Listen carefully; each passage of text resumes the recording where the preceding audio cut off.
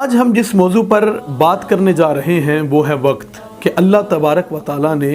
ہر انسان کو جو ہے وہ وقت عنایت فرمایا ہے، اور جو وقت ہے یہ اللہ تبارک و تعالیٰ کی عظیم نعمتوں میں سے ایک بڑی عظیم جو ہے وہ نعمت ہے۔ بلکہ ہمارے صوفیہ تو یہاں تک فرماتے رہے ہیں کہ وقت جو ہے وہ اللہ کی امانتوں میں سے ایک امانت ہے، اور جو انسان اپنے وقت کو ضائع کرتا ہے گویا وہ اللہ کی امانت میں خیانت کرتا ہے۔ اور ہمیں نبی کریم صلی اللہ علیہ وآلہ وسلم کے فرمودات سے اور اسی طرح صوفیاء کرام کے فرمودات سے اور ان کے افعال سے یہ بات پتہ چلتی ہے کہ کس قدر ان لوگوں نے وقت کی قدر و منزلت کو پہچاننے کی باقاعدہ طور پر ترغیب بھی دلائی ہے، اور اپنے عمل کے ساتھ اس بات کو ثابت بھی کیا ہے کہ وقت کبھی ضائع کرنے والی چیز نہیں ہے۔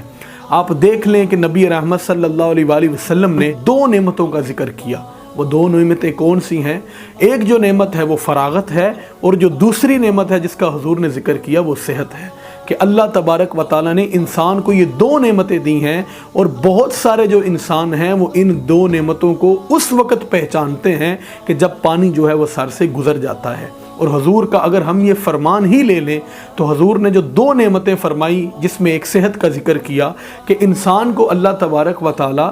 ہر وقت ایک جیسی صحت عطا نہیں فرماتا، اور یہ بات بھی سچ ہے کہ بہت سارے انسان ایسے ہوتے ہیں، آج ہم دیکھتے ہیں کہ وہ چلتے پھرتے ہیں، لیکن ایک وقت ایسا بھی آتا ہے کہ جب اللہ تبارک و تعالیٰ کی طرف سے کوئی ایسی بیماری یا کوئی ایسا مسئلہ ہو جاتا ہے کہ وہ چلنے پھرنے کے قابل نہیں رہتے۔ آج ہم کسی کو دیکھتے ہیں وہ بڑا تندرست ہے، لیکن ایک وقت ایسا آتا ہے دیکھتے ہیں کہ اس کی وہ صحت باقی نہیں رہتی۔ تو نبی رحمت صلی اللہ علیہ وآلہ وسلم نے گویا یہ ارشاد فرمایا ہے کہ آج اگر صحت ہے،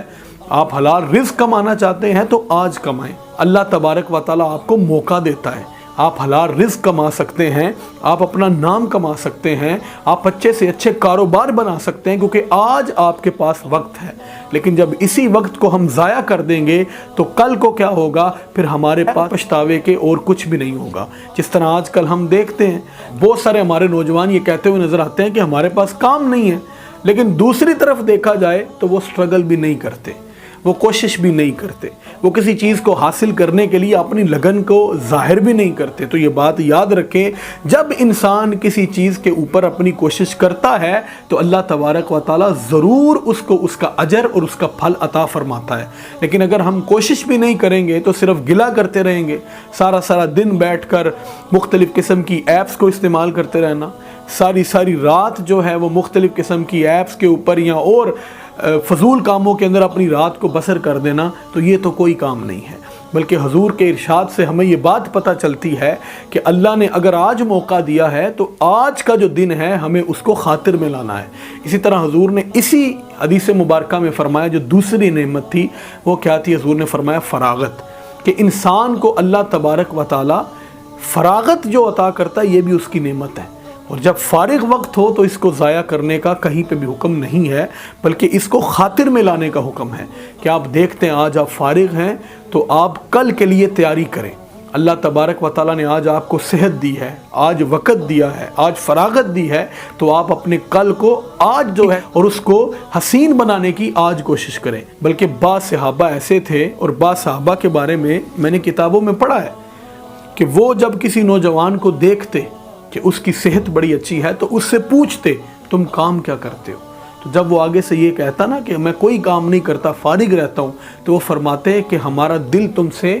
بیزار ہے، یعنی کہ تم نے ہمارا دل توڑ دیا ہے۔ اللہ نے صحت دی ہے تو اس سے کام کرنا ہے، اللہ نے صحت دی ہے تو اس صحت کو جو یہ وقت ہے اس کو خاطر میں لانا ہے۔ اسی طرح حضرت جنید بغدادی علیہ رحمہ جو کس قدر بڑے صوفی بھی تھے، عالم بھی تھے، اور جب ان سے پوچھا گیا کہ حضور آپ کیا وقت کے بارے میں کہتے ہیں، تو آپ نے جو بات کہی وہ بات دل کے کانوں سے سننے والی ہے، اور اس کو اپنے دل و دماغ میں نقش کرنے کے قابل وہ بات ہے۔ جب کسی شخص نے حضرت جنید بغدادی سے پوچھا حضور آپ ارشاد فرمائیں کہ اللہ تبارک و تعالیٰ کس شخص سے راضی ہے اور کس شخص سے ناراض ہیں، ہم اس چیز کو کس طرح ہیں یا اس کی جانچ پڑتال کر سکتے ہیں، یا کوئی ایسی کیا نشانی ہے کہ جس سے ہمیں کسی شخص کو دیکھ کر یہ پتہ چل جائے کہ اللہ اس سے راضی ہے یا اللہ اس سے ناراض ہے؟ تو جنید بغدادی نے بڑی خوبصورت بات کہی، آپ نے فرمایا یہ دیکھ لینا کہ وہ اپنا وقت کہاں صرف کرتا ہے، اگر تو وہ اپنا وقت جو ہے اس کو خاطر میں لاتا ہے، ضائع نہیں کرتا، تو اس کا مطلب یہ ہے کہ اللہ تبارک و تعالیٰ اس سے راضی ہے، اور اگر وہ اپنے وقت کو ضائع کرتا ہے تو اس کا مطلب یہ ہے کہ اللہ تبارک و تعالیٰ بھی اس سے ناراض ہے۔ یعنی کہ صوفیاء کرام کے ہاں بھی کس قدر وقت کی قدر و منزلت ہے۔ اسی طرح نبی رحمت صلی اللہ علیہ وآلہ وسلم نے اپنے ایک ارشاد مبارک میں تو یہ بھی فرمایا، حضور نبی رحمت صلی اللہ علیہ وسلم نے ارشاد فرمایا کہ من حسنی اسلام المرء ترکہ ما لا یعنی کہ کسی شخص کے اسلام کی خوبی یہ ہے، یعنی کہ اسلام کی خوبی حضور بیان کر رہے ہیں، تو وہ خوبی حضور نے کیا بیان فرمائی ہے؟ تو نبی رحمت صلی اللہ علیہ وسلم نے فرمایا کسی شخص کے اسلام کی خوبی یہ ہے کہ وہ بیکار باتوں کو چھوڑ دے، یعنی کہ فضول باتوں کو، فضول کاموں سے اعراض کیا جائے، اور دوستو اپنے وقت کو ضائع نہ کیا جائے۔ بلکہ ایک مفکر کا مجھے یہاں پہ قول بھی یاد آ رہا ہے، اس نے ایک بڑی خوبصورت بات کہی تھی۔ اس نے کہا تھا کہ اگر تم کسی غریب گھر میں غریب پیدا ہوئے ہو تو یہ تمہارا قصور نہیں ہے، لیکن اگر دنیا سے غریب ہی چلے جاؤ گے تو یہ تمہارا ہی قصور ہے۔ یعنی کہ ہمیں جب دنیا میں اللہ بھیجتا ہے تو وقت دیتا ہے، اور اللہ یہ سب کو یکسر دیتا ہے۔ ایسا نہیں ہوتا کہ کسی بادشاہ کے پاس 24 نہیں 26 گھنٹے ہیں اور کسی غریب کے پاس جو ہے وہ 20 گھنٹے ہیں۔ اللہ نے ہر امیر کو، ہر غریب کو یکسر گھنٹے اور یکسر وقت جو ہے وہ عطا فرمایا ہے۔ جیسے ایک دن کے اندر اگر 24 گھنٹے ہیں، 1440 منٹ ہیں، 86,400 تقریباً اگر سیکنڈ ہیں، تو وہ سب کے پاس ایک جیسے ہیں۔ وہ میرے پاس بھی ہیں، وہ آپ کے پاس بھی ہیں، وہ کسی امیر شخص کے پاس بھی ہیں، وہ کسی غریب شخص کے پاس بھی ہیں۔ اب یہ ہمارے اوپر ہے کہ ہم ان لمحات کو ضائع کرتے ہیں یا ان لمحات سے فائدہ حاصل کرتے ہیں۔